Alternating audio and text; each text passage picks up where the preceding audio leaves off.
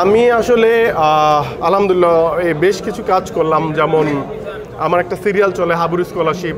যখন আন্দোলনটা চলছিল তখন আমি লন্ডনে ছিলাম এটা শুটিংয়ে। এরপরে এখন বেশ কিছু সিঙ্গেল করেছি, যে সিঙ্গেলগুলি আসবে এর মধ্যে মাসুল, ওয়াদা, ঝগড়াবাড়ি, এরকম আরও বেশ কিছু, এই মাসেও বেশ কিছু কাজ করব।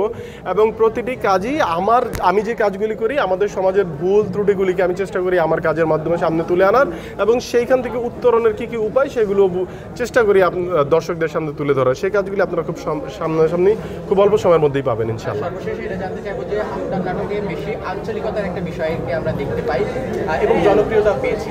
এই জনপ্রিয়তাকে পুঁজি করে ডে বাই ডে কিন্তু ওই সংখ্যাটাই বাড়ছে। আদার্স যে নাটকগুলো আছে দেখেন, আঞ্চলিক নাটকগুলো কেন বেশি করি আমরা, বা আমি করেছি অনেক বেশি। আপনার পাশের ফ্ল্যাটে কেউ একজন মারা গেলে আপনি জানেন না। এই হচ্ছে আমাদের শহরের জীবন। শহরে আসলে প্রাণ কম, প্রাণ হচ্ছে গ্রামে। কারণ আপনি 1 কিলোমিটার দূরেও রিক্সাওয়ালাকে আপনার দাদার বাড়ির কথা বললে সে আপনাকে নিয়ে যাবে সেই পর্যন্ত। আমাদের এক জেনারেশন আগে যান, সবাই গ্রাম থেকে আসছে। সো আমাদের শহরের যে জিনিসটা হচ্ছে, শহরের গল্পগুলি প্রেম, ভালোবাসা আর ওই ডাইনিং টেবিলে খুব ব্রড আকারে দেখানো যায় না, আবার অনেক রেস্ট্রিকশন থাকে। আমরা শহরের গল্প করছি, কিন্তু গ্রামের গল্পগুলিতে প্রাণ বেশি থাকে দেখে আমরা গ্রামের গল্প বেশি করেছি। ভাই, বন্যায় চেষ্টা করেছিলাম যাওয়ার, আরও বেশি যেতে পারলে ভালো লাগতো। এবং আমি একটু বোকার মতোই কাজ করেছিলাম, কারণ আমি ঢাকা থেকে ট্রলার রিজার্ভ করে অনেক খাবার দাবার কিনে নিয়ে গেছিলাম, কিন্তু এই ট্রলার নিয়ে যে সরাসরি ওই স্পটে যাওয়া যায় না, এইটা আমার তখন কাজ করে নাই।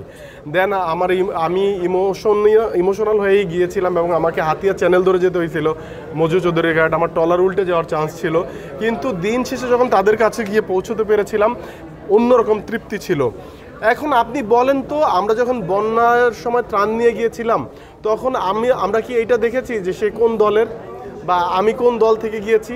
দিন শেষে আমাদের বাংলাদেশিদের পাশে আমরা দাঁড়ানোর চেষ্টা করেছি, এবং সেটা ভবিষ্যতেও আমরা চেষ্টা করব।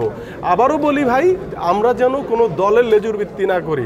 আমি যাইতেই পারি একটা দলের অনুষ্ঠানে, তার মানে এই না যে আমি আরেকটা দলের অনুষ্ঠানে যাব না, কারণ এই দলগুলিও আমাদের দেশের, তারাও আমাদের দেশের জন্য রাজনীতি করে। কিন্তু আমি কোনো নির্দিষ্ট দলের হয়ে কাজ করতে চাই না, এবং শিল্পীদেরও এটা করা ঠিক বলে আমি মনে করি না।